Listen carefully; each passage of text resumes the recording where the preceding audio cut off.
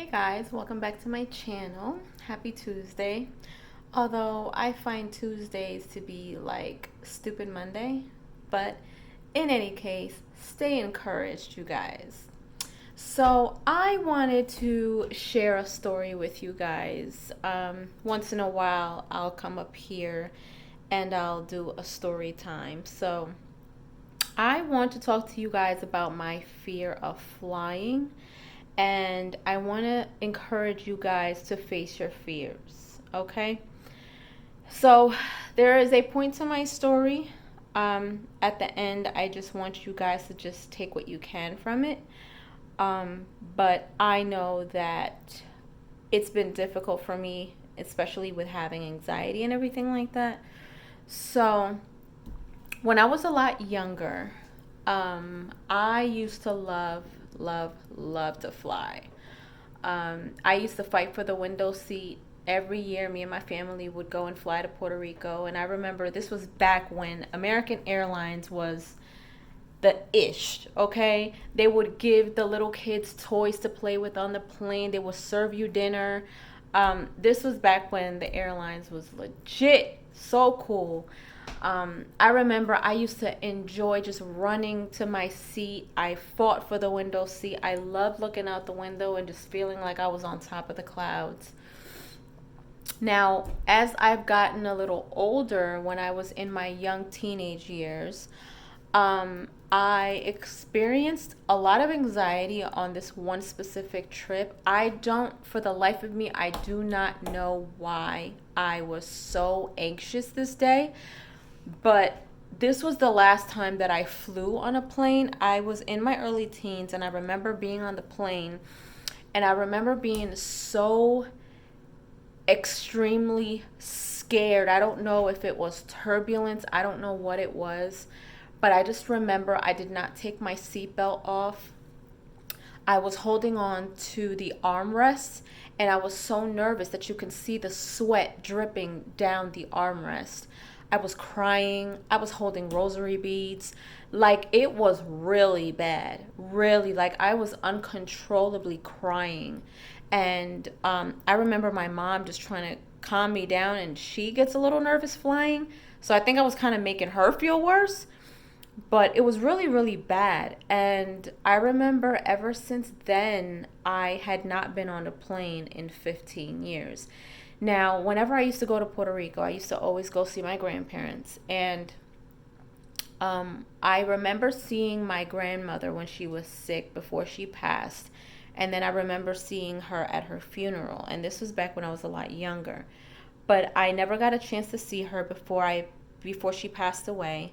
I never got a chance to see neither one of my grandfathers before they passed away. And it was all because I was scared to get on a plane.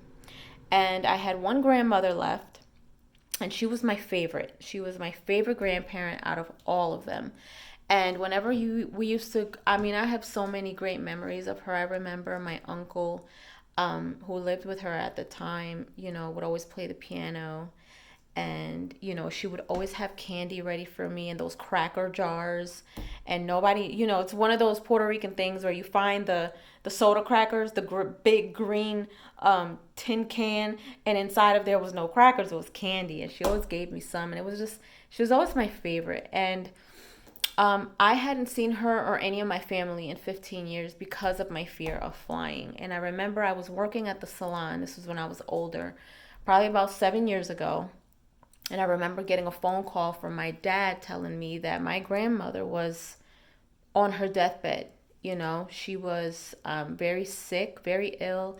She had fluid in her lungs. She had some other stuff going on. She wasn't eating. She was barely there.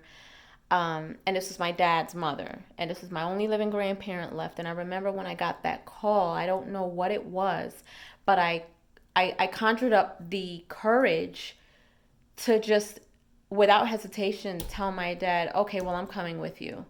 And for me, my dad was always strong. My dad was always there for me, and I felt like at that moment I had to be strong for my dad.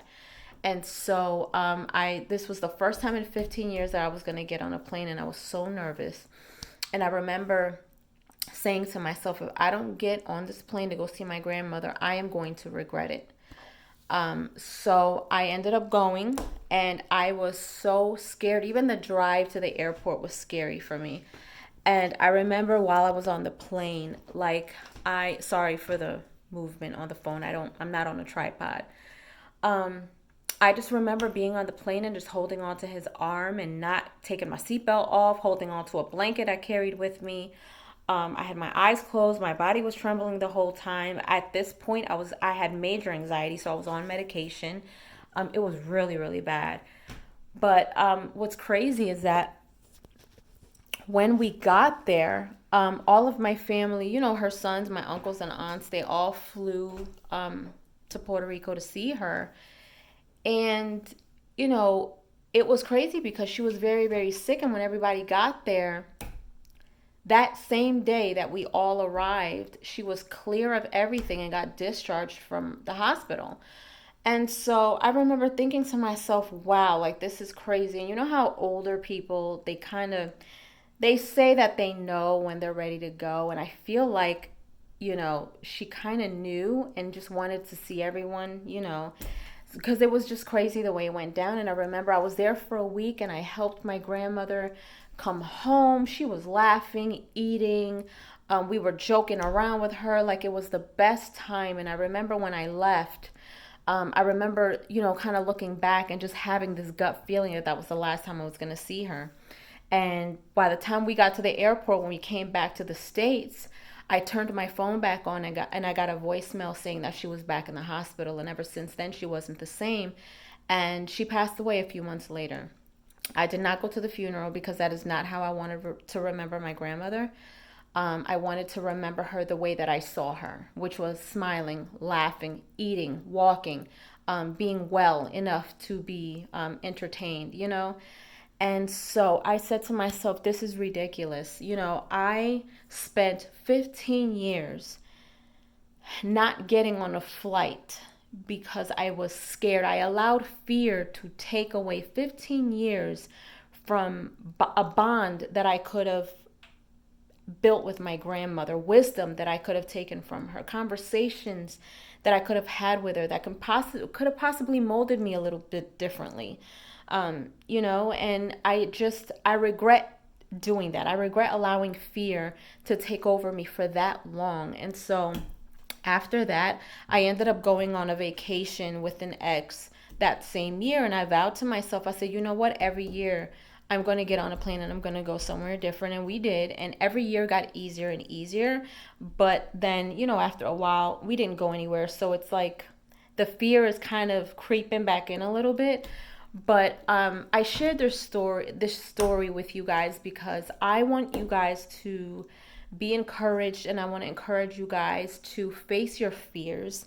I know it's easier said than done. I know that there's a lot of people out there who fear a lot of things, but fear can rob you of so many things in this world and so many opportunities and so many experiences that you can have. My goal is to eventually get back on a plane and travel the world without fear. You know what I mean? And I want to conquer that fear. That is on my bucket list. And I refuse to leave this earth without conquering that fear. And I want to see so many places. And people are like, you do know that you have to get on a plane to get there and here and here. And I'm like, yeah, I know. So I think little by little, taking small trips that are maybe 2 hours, 3 hours, maybe even four, would kind of help me to take those longer trips to see those other places across the world. You know what I mean? But yeah, I just want to encourage you guys. If you have a fear, do your best, do some research, go online, figure out how people got over it or how people dealt with it or what tips people have for you depending on what your fear is. I do a lot of research on a lot of things when I experience them. And I've been doing a lot of research as of late to do the same thing with fear of flying. And there's so much information out there. So I just want to encourage you guys, be fearful. I mean, fearless. I'm sorry, not fearful. Fearless. Go out there and be fearless. And it's okay to do it step by step. It's okay to take baby steps. For me, taking a plane ride that's only 2 hours is a big deal. It may not be a big deal for a lot of other people, but it's a big deal to me. You know, me being able to accomplish something like that is a huge accomplishment for me. So I that's one of my goals, is to do that and to continue to go on longer flights, to go to different places.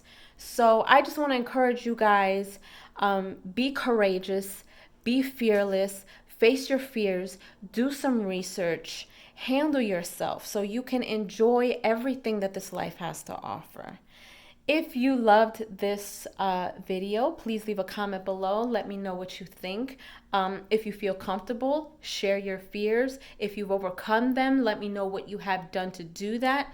And if you haven't done so, please subscribe to my channel, hit like and share, and don't forget to hit that notification button so you can be notified whenever I pop up on your feed. Until next time, guys. Toodles.